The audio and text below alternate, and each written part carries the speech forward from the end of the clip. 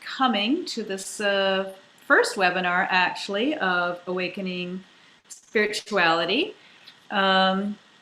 This is presented by Awakening Spirituality, and it's an online community of seekers who are interested in personal development and spiritual exploration. And we do also have some podcasts and group gatherings and so on, and they're free and available to everyone. So if you would like to check out more about Awakening Spirituality, you can do that by visiting www.awakeningspirituality.ca. I'll put that into the chat for everyone. Today, Johan is going to lead us in a discovery of A Course in Miracles. And I know that Johan has studied this book for years, and he's very committed to living its principles in his daily life. And I'm sure you're going to find his gentle nature and his wealth of knowledge impressive. I just want to let everyone know before I turn it over to Johan that we are going to record this session. Only the person spotlighted will be recorded as far as their video and their audio is concerned. But if you do have questions and you would like to jump in and ask a question, your audio will be recorded only. So without any further ado, then I'm going to turn it over to Johan and let him take over here. Hi, everybody. Perfect. All of us, whoever's all here. Anyway, so where to begin? I intended this to be kind of an introduction, but sometimes you kind of fall into it somewhere. No matter where you open the book, you'll fall into the text, and it'll ring one way or the other with you. Just a bit about myself. Mary Jean said I've been in it for a long time. Probably about 2005, with when I first bought the book at Krista's Nature's Echoes bookstore in Millbank, and then took my first lessons with Tina, who's been in it much longer. And I did leave it for a while because the Christian language threw me off. And once I picked it up again, maybe might have been about 3 or 4 years later, that I realized that the meaning or the message was totally different from what the Christian language was stuck with me in my head. So that was actually my first lesson on seeing things differently. If you can get past all the things that you associate with Christian terms, and then try to read into the meaning of what's being said there, it's a real eye-opener. And this is what the Course tries to do for everybody, is to see things differently, get out of their projections, and actually to let it all go. Anyway, we'll get into that in a bit. It's really a course on how to wake up, how to get out of that projection mindset. And there are nowadays multiple sources. Once you kind of get the idea of what the Course is talking about, you'll see it almost everywhere. At least I do.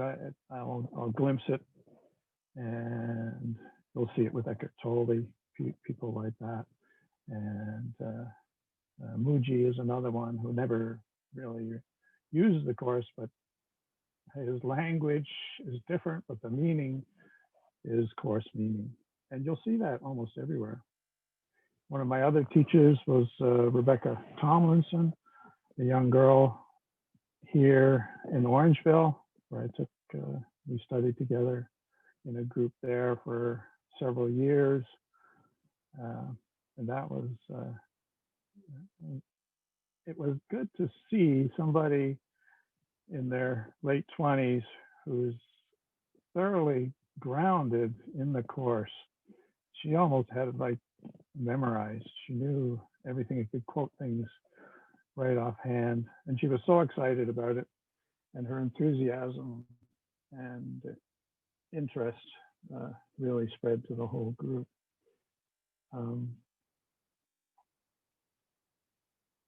Let's see, I was going to talk a bit about the course itself.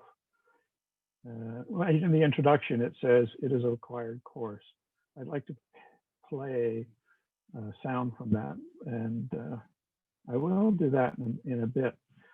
But I want you to have a look at these. I'm going to share my screen if I remember how to do that right now. Here we go.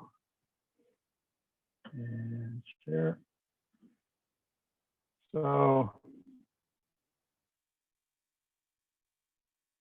these are some of the major texts. Well, not major, but anyway, here are some links that I think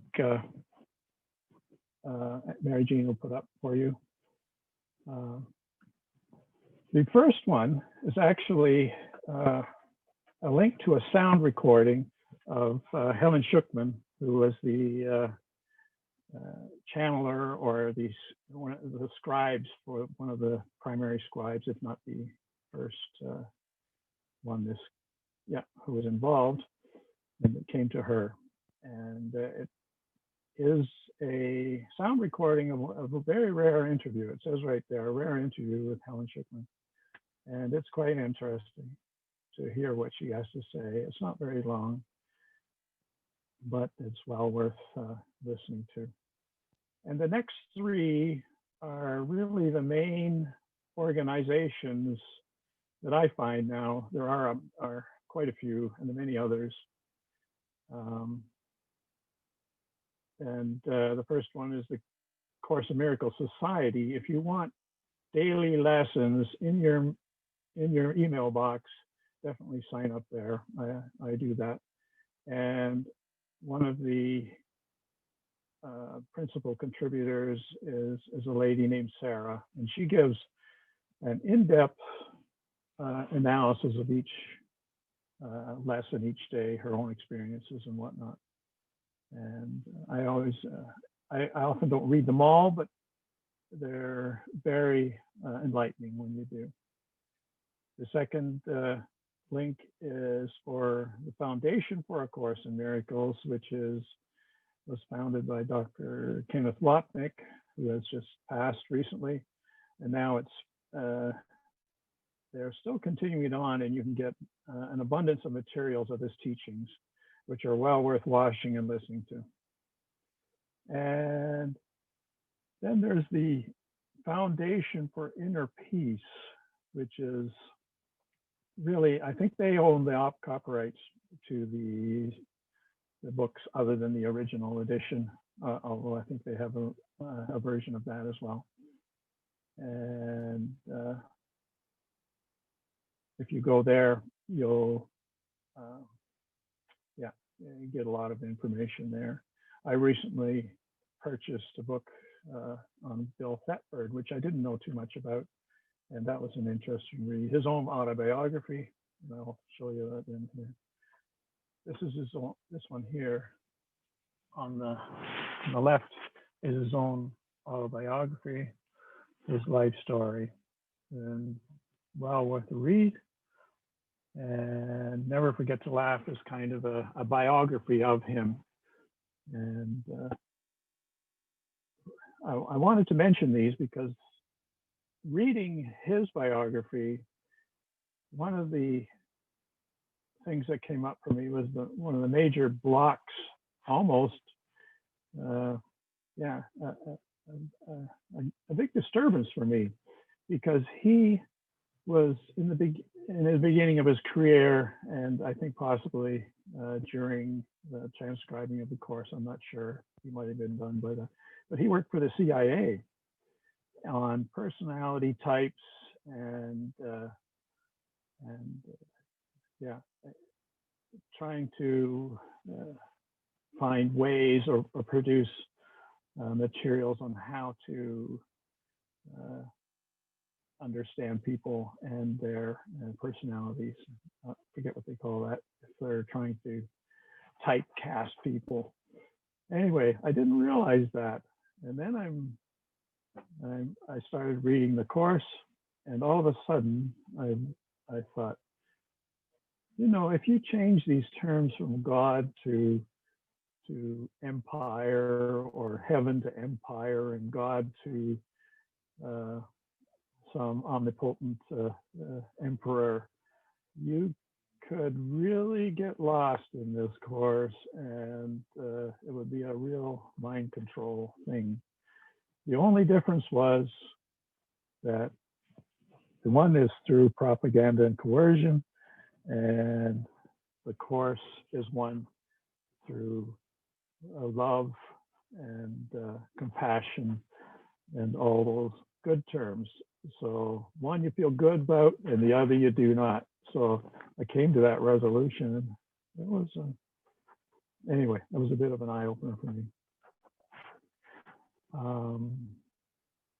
A Journey Without Distance is by Robert Scotch, who knew all the participants in the coming force of the course, and it's quite a good history of the how the course came out. It's not critical at all, but it kind of states it as it is. I don't know how many of you have read that book or even knew of it. And of course, the course itself. There are several texts of the course. This is the one I use. This is actually, I don't know, this is volume 3, I think. The new 3rd version. Yep, it says right there. I have volume 2. And I like it because it's fairly consistent in its use of the Christian terms throughout the book, and its numbering, especially, it makes for easy referencing, and it has all the text together in one book. The preface text, the workbook, which is the lesson. This is the manual for teachers, classification of terms, and the supplements. I'm not quite sure what they mean there. In fact, that's new in this one. Anyway, what else was I going to say? Oh, there's a couple other texts. The original edition, which is free for distribution. You can find it almost anywhere online. And one edition of this original one, it used to be called the Sparkly edition, and it's called Sparkle edition now. I think it's the 3rd edition. But the very first one with that sparkly cover is now, I looked it up on Amazon, and it said $606. And I said, what? That must be a typo. But I don't know. It was like $20 when I first encountered it, and I said I could sell it for a bit of a profit. But anyway, that's a good. The original edition is easy to find online for a PDF that you can read on your laptop or your iPad or whatever, or tablet. And then there's also what they call the edition. I'm not sure what it means. UR, which is actually includes many of the notes and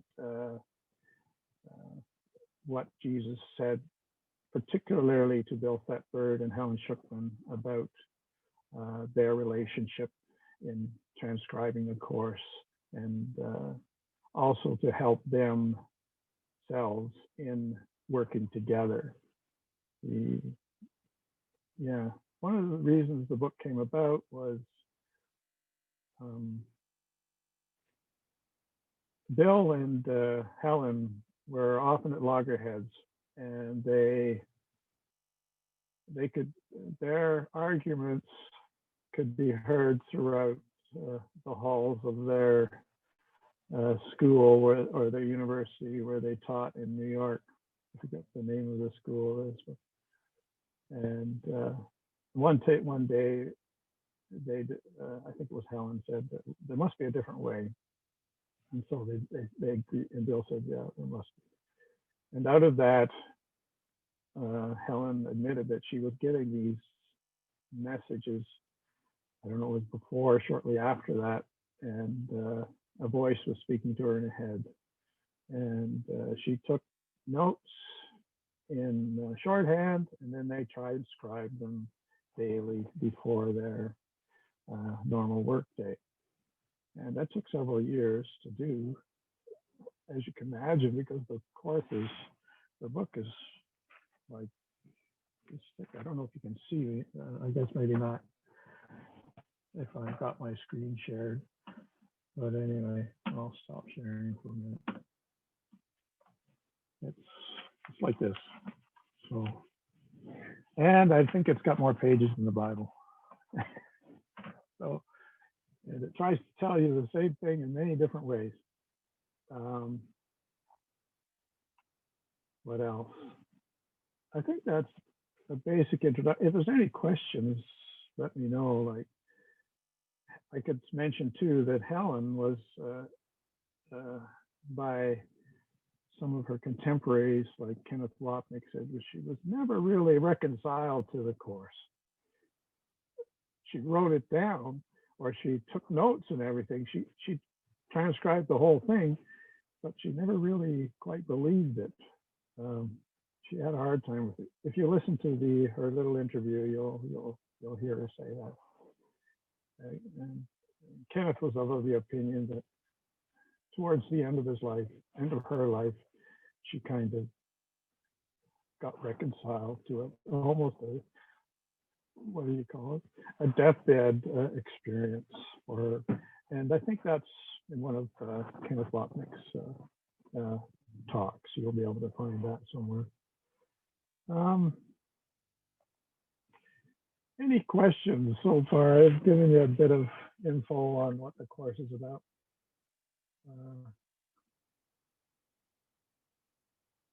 Any idea? Don't everybody speak at once.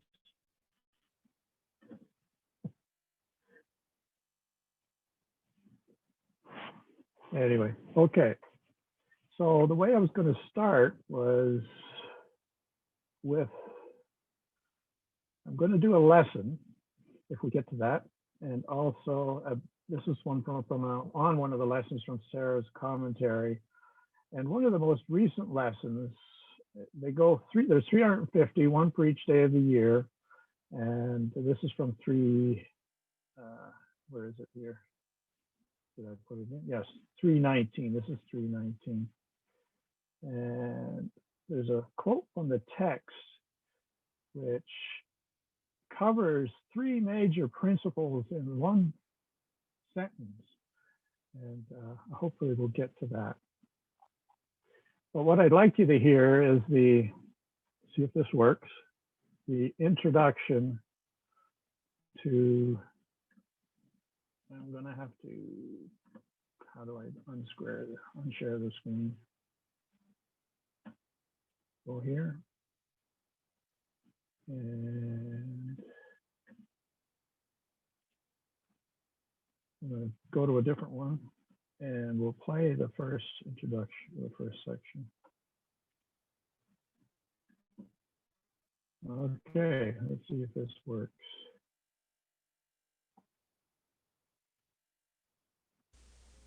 Introduction. Can you hear that?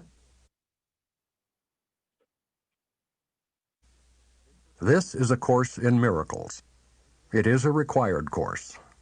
Only the time you take it is voluntary. Free will does not mean that you can establish the curriculum. It means only that you can elect what you want to take at a given time. The course does not aim at teaching the meaning of love, for that is beyond what can be taught. It does aim, however, at removing the blocks to the awareness of love's presence, which is your natural inheritance. The opposite of love is fear. But what is all-encompassing can have no opposite. This course can therefore be summed up very simply in this way. Nothing real can be threatened. Nothing unreal exists. Herein lies the peace of God. Okay. Where am I?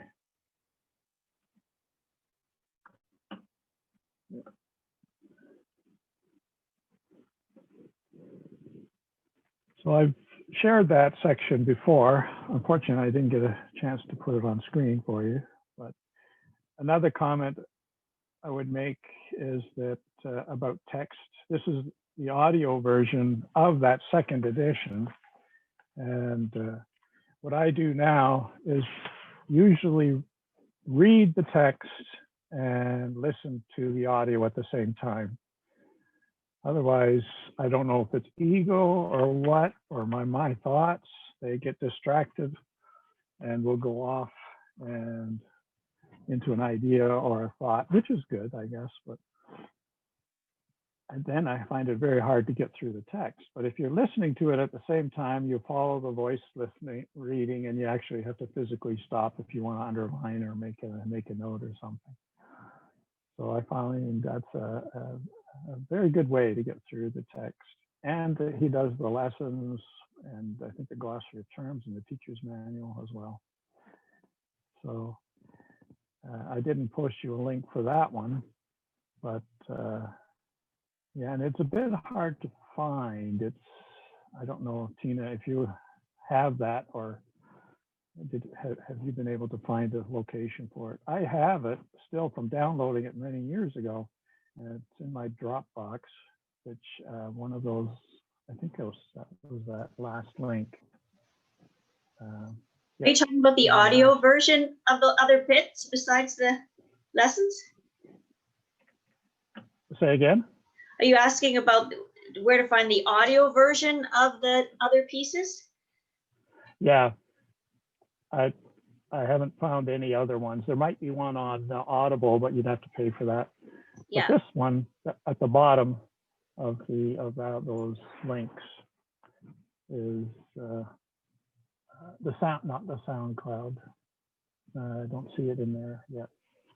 But anyway, it's a link to my Dropbox, and I've opened it up so you can view it. And it's 2 CDs with the MP3s of all the of the whole course. And it's great to have as an accompaniment to your reading.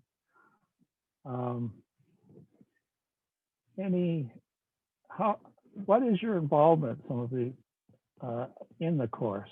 Do you have the course? Are you taking the course? Are you just becoming aware of it, or what? I see. I know Mary Jean and Tina. Susan? I don't know. No? Marlene? No. And Larry? Just becoming aware of it, really. I'm interested in proceeding with it, but just want to know the details on how to go about that. The Yeah. audio sounds good as an alternative for me. Yeah, and it's great when you're driving around in the car and you don't have to read and listen. I've done that too. I've listened to the course.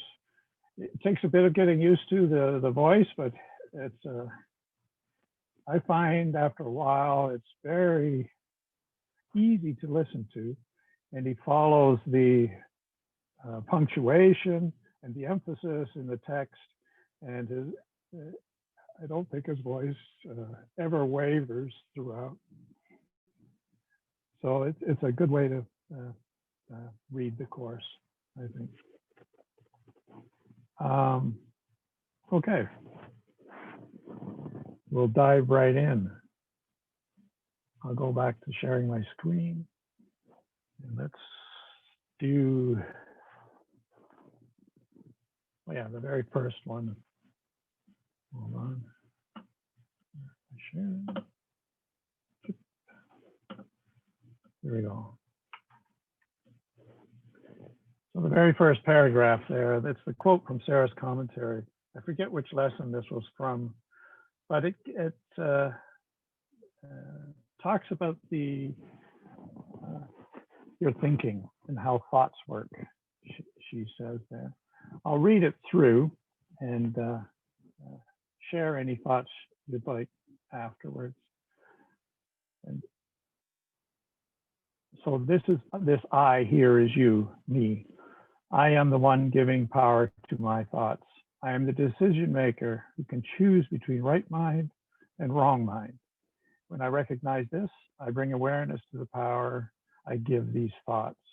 When I judge anyone, I ask Jesus to help me see this person, this event, or this situation as he would see it. First, I take responsibility for my projections, bring them back to my mind, and remind myself that no one is doing anything to me. It is all by my own bidding. They are reading the lines I have written for them in my script. When I look inward and choose not to deny that they are all my interpretations that I have given neutral events, I ask the Holy Spirit how to see correctly. I realize that I am wrong in my interpretations of everything when I listen to the ego. When I choose to lose interest in what the ego has to say, I withdraw my investment in my own thoughts. I recognize that they are only hallucinations of the past based on my conditioned mind. We have deceived ourselves as to who we are. Do you have any idea what they're talking about?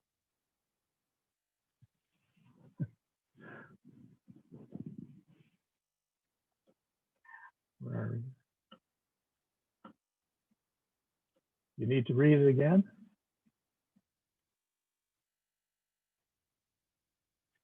So she says basically what the Course is about and how we live our lives. And we're projecting our own thoughts and interpretations of things. She says, we are giving everything to neutral events. We don't see things as neutral. And that is even the first lesson in the Course, which if you can, it has something to do. Everything I see is not what I see. So I can't quote the lesson directly. But let me have a check here.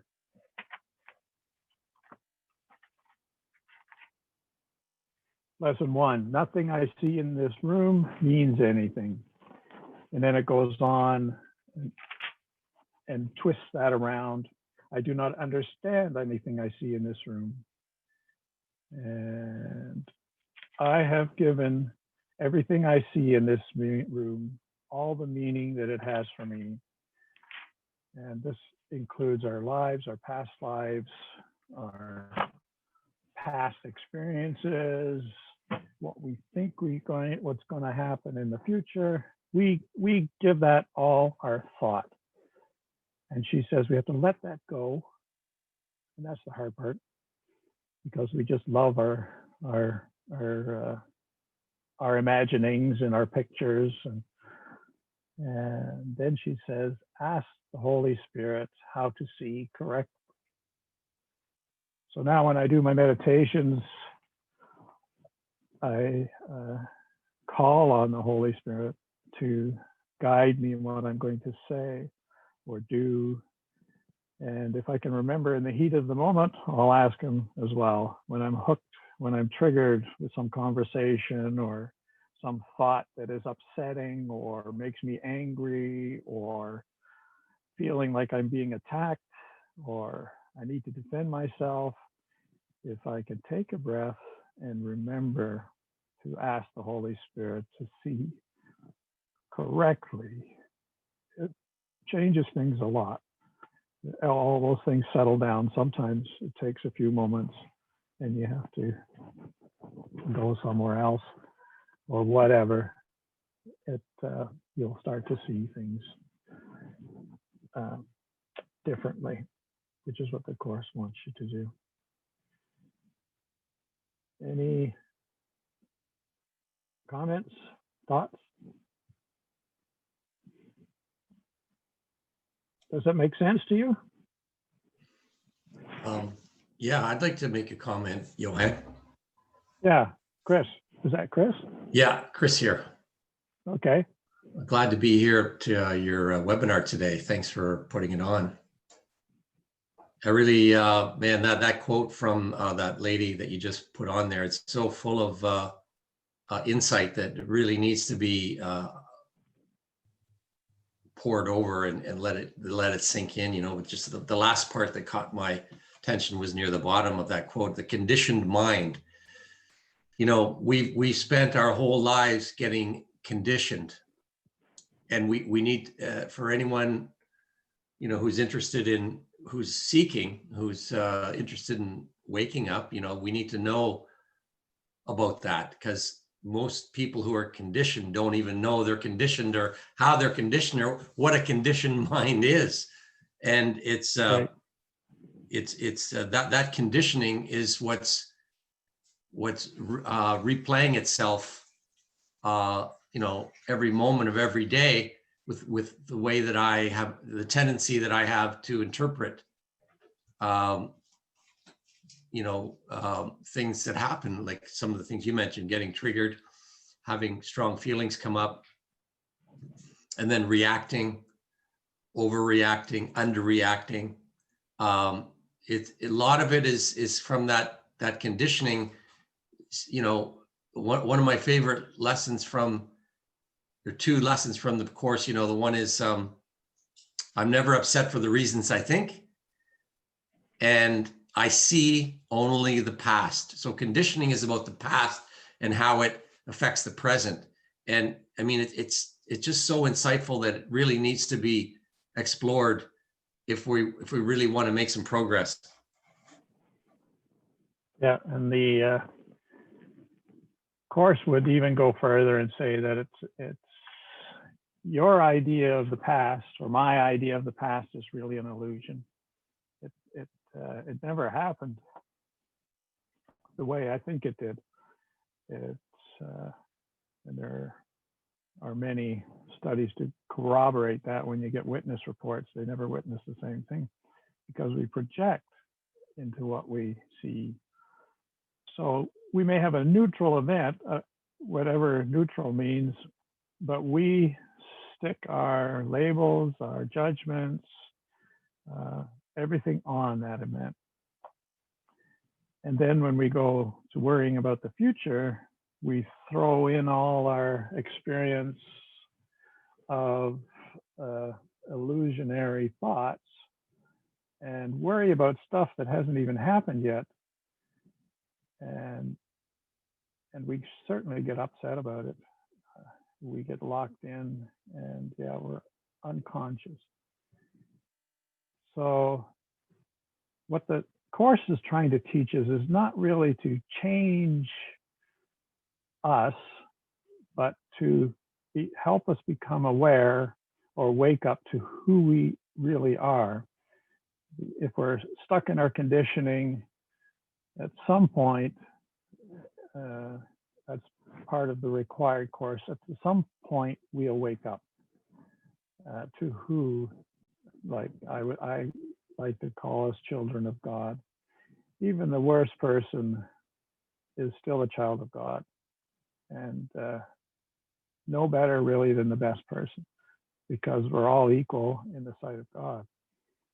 And if we can get to that point, that would be, enlightenment, I think. We're all enlightened beings. We just kind of fell asleep and haven't woken up yet. Let's see. How are we doing for time? Not too bad. Okay, the next paragraph.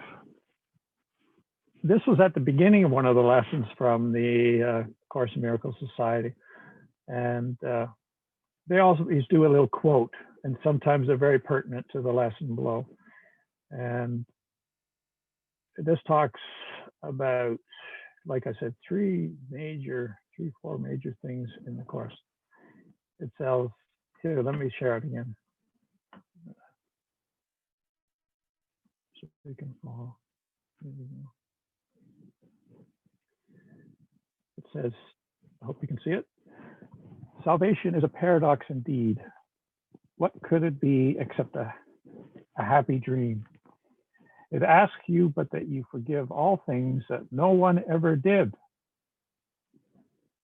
To overlook what is not there, and not to look upon the unreal as reality. You are back, but asked to let your will be done and seek no longer for the things you do not want. And you are asked to let yourself be free of all the dreams of what you never were and seek no more, to substitute the strength of idle wishes for the will of God. So that's my trouble when I read it.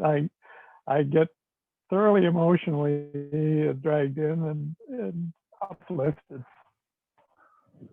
And you can do that practically with any section of the book, wherever you open it. You get such a feeling of understanding and compassion and joy in reading it. So, what is salvation here? It says, what could it be except a happy dream? And it's certainly the most joyous situation that you could get yourself into. It asks you, all that you have to do is forgive all things that no one ever did. So all the hurts, all the disappointments, the jealousies, the regrets that you have,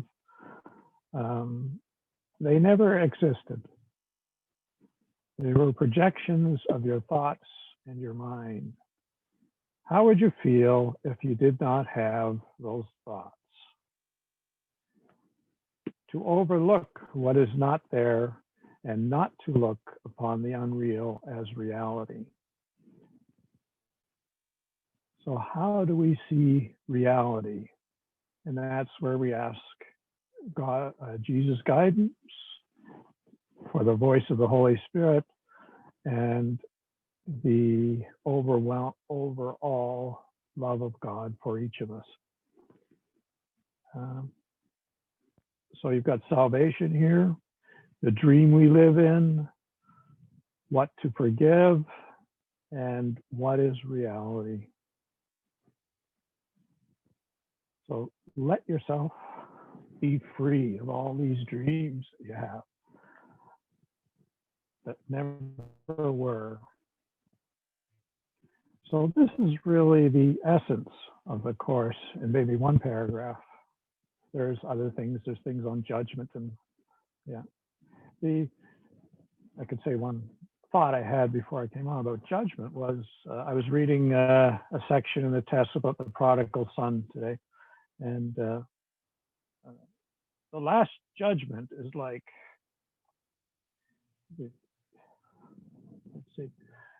like the prodigal son returning home and received with joy by his father. So all the son's thoughts of, having hurt his father, having disappointed him and all the rest of it fall by the wayside as God accepts him home. And that essentially is the last judgment, which means there is no judgment. It's just a waiting for you to wake up. And even God doesn't wait. He knows that you are. And you can take as long as you want to figure out how the whole story, who he is and the reality of being awoke with a W, being. Anyway, any thoughts on that one?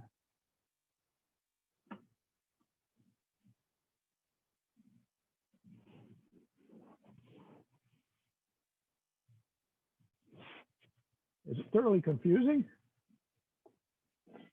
How can you see things that aren't, what does it mean that something that happened in the past never happened? What does that mean to you?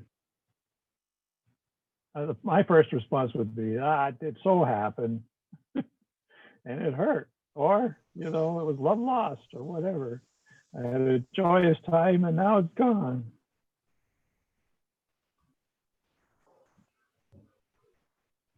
Well, can I jump in here, Johan? Yeah, sure. So I think that it's important to remember that, the course is,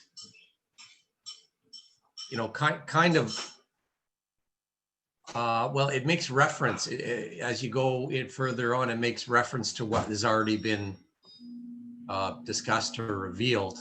Like that second paragraph you just read talks about the difference between real and unreal. So if anyone reading that second paragraph for the first time today was confused, they'd have to understand what the course is saying, that this physical material world, this world of time and space, is not the real world.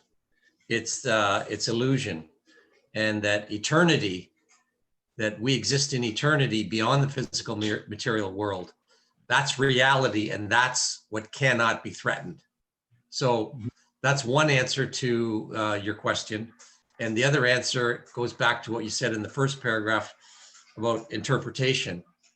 So what we think happened, whatever the interpretation, the judgment is about what happened, it's often skewed with our misperceptions.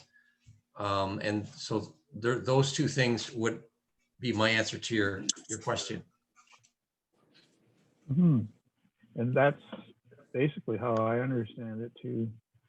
The other thing is that I believe this wholeheartedly, but it's difficult to apply it in this seeming real world around us. It's physical, you can touch it, you feel pain and physically painful.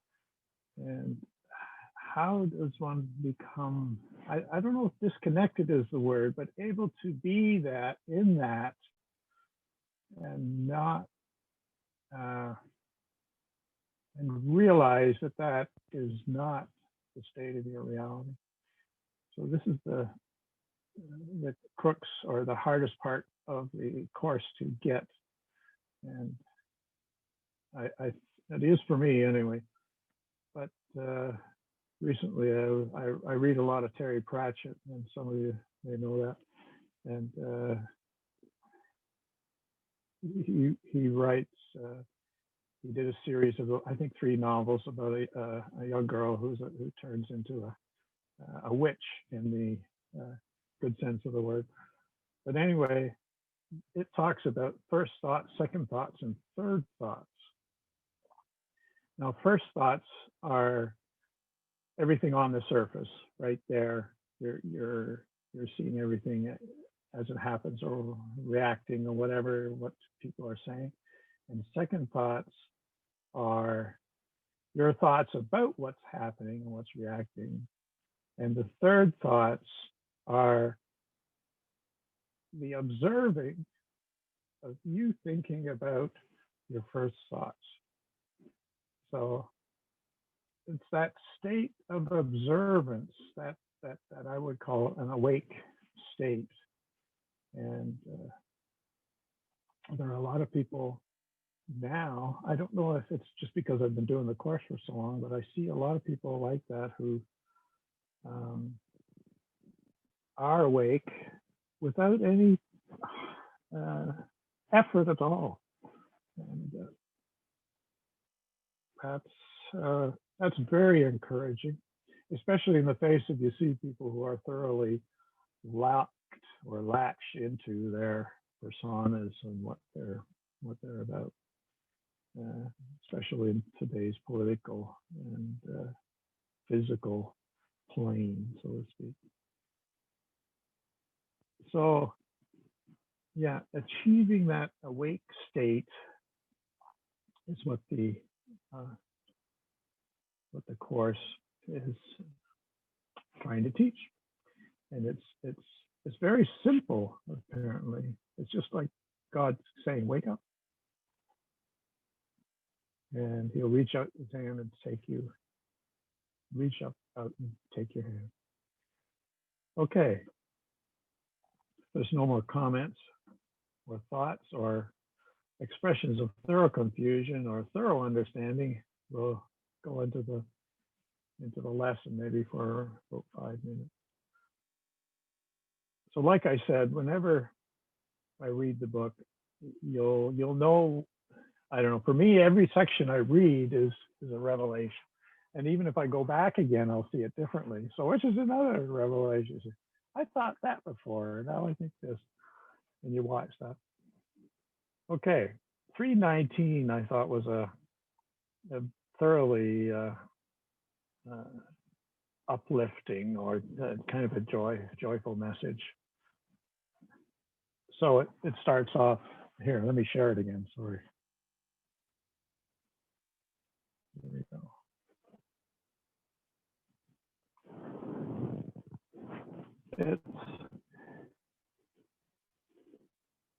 I came for the salvation of the world.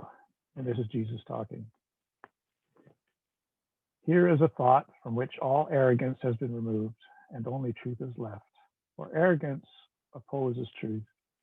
But where there is no arrogance, the truth will come immediately and fill up the space the ego left unoccupied by lies. Only the ego can be limited, and therefore it must seek for aims which are curtailed and limited. The ego thinks that one gains totality must lose, and yet it is the will of God. I learn that what one gains is given unto all.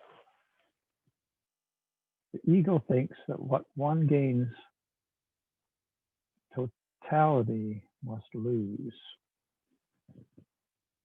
So in other words, one of the things in the course is that when you give something, the popular or conception is that you lose something. You need, it's like the cause and effect duality function. And what God says, if you give the things of God, you also receive them. And there's a quote in the Bible, it says something to the song, give it and you return, it'll be returned to you in multiple form. That's really the symbol of the loaves and fishes story. Father, your will is total, and the goal that stems from it shares its totality. What aim but the salvation of the world could you have given me? And what but this could be the will of myself myself has shared with you? So what else would you want except your salvation, which is God's salvation? And in sharing it, you save the world. Now, that's quite the load. How do you save the world?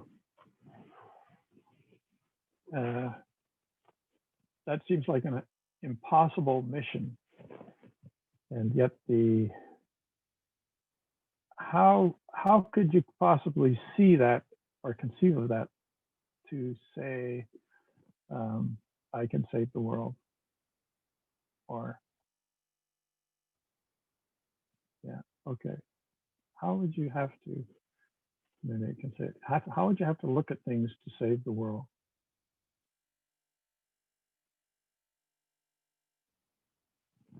It's already been said. Again, to save the world, you have to see it as that it is not saved. In other words, it's like the illusion of yeah, the illusion we're looking on is the not saved world. And if we can get past that notion and see it through God's eyes as it was never lost, and in whatever form it is, in that eternity. Eternity is no time, really. This universe was born in time and it will end in time. But it never did in the first place. It always was for eternity. So there's a paradox for you to think about. But anyway, the idea is that if you can get your mind turned around to see the world through God's eyes, of course, through God's help and guidance, and that ultimate spirit, that cosmology, that universal energy that drives us all, if we can see it with those eyes without get lost in the chaos, seeming chaos of it, we would see the universe or the world in a completely different way. And yeah, other things, death wouldn't matter, all those things. Death doesn't matter. This is what the lesson of the cross is. So you can see, I'm thinking of things already, like what does the crucifixion mean then? And what does Easter mean? All these things. The Course deals with a lot of quotes from the Bible, which are, it'll throw them in there everywhere. You want to, so it helps to have that Christian background in that sense, but not to see it the same way that we've been, I was going to say propagandized to see, but, or conditioned to see. So with, I don't know, any questions? I'm just going to let you know, Jan, we have about 5 minutes left. I'm about ready to wrap it up, I guess. There's also I don't have it for me, but there's a new, and I'm new, one of the sections in the course is it's called Has the Lord's Prayer, in a different way of looking at it. And I just love that version. I couldn't put my finger on it at the moment, and I forgot to bring it up here. I think I did that one and only last time I had a course webinar, and that was during the summer.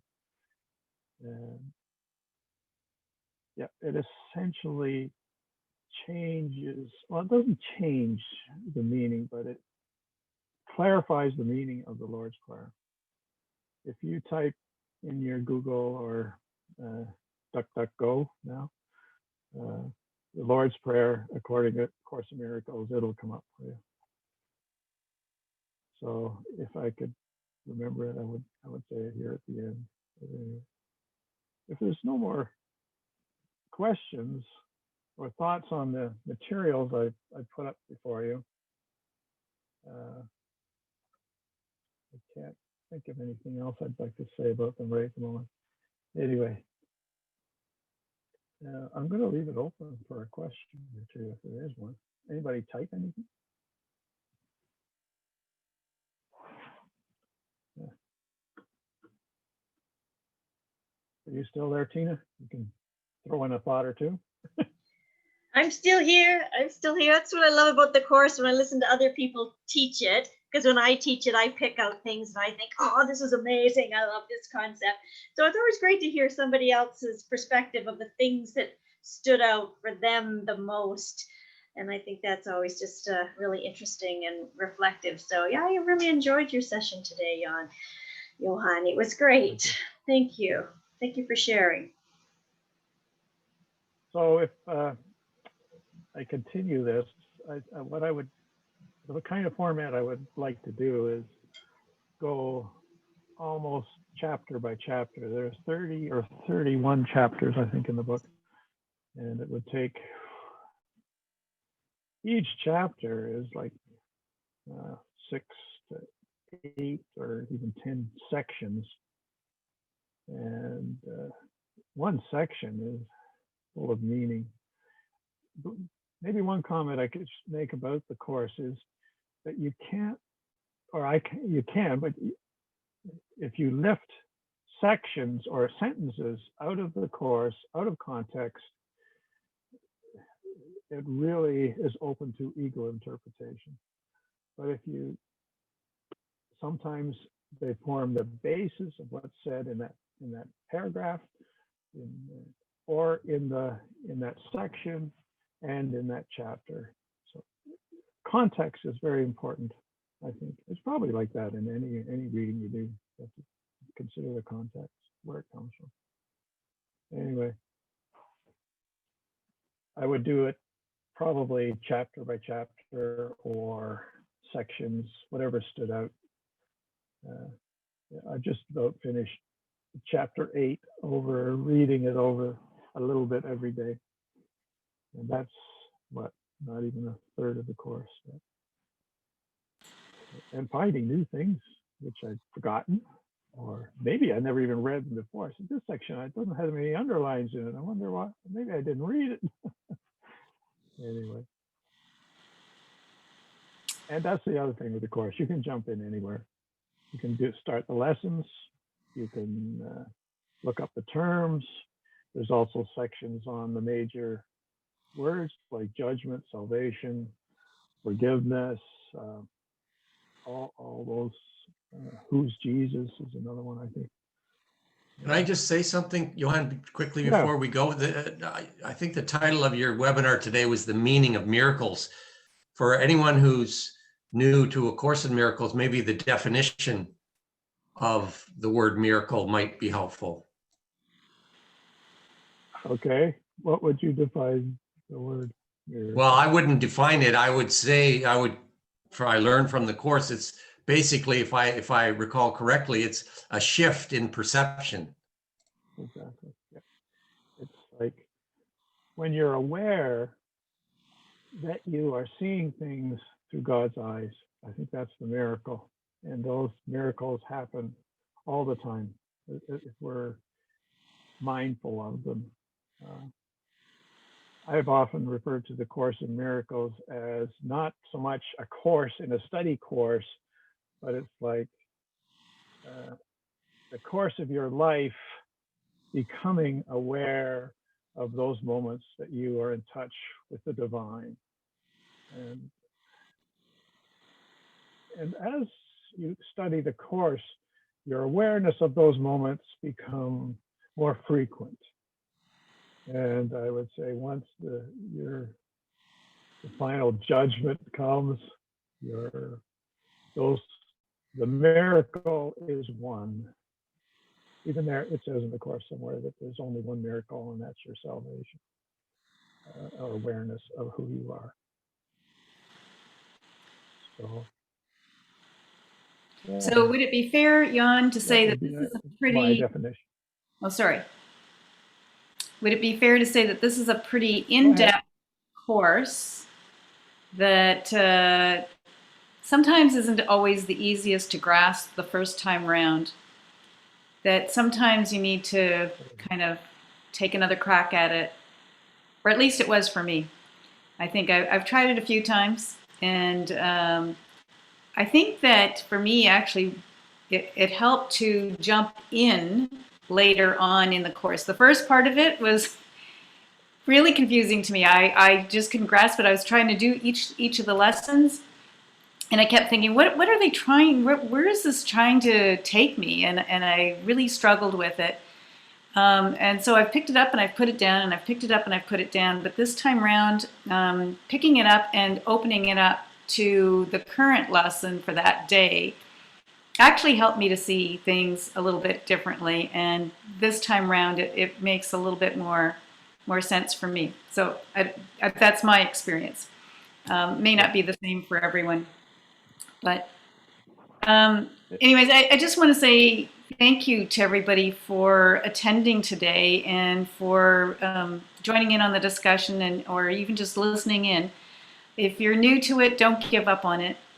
It does take some time sometimes to grasp, but that's okay. And I really appreciated the comments from others in the chats, or the questions that were raised and the comments that were shared as well. I want to just, so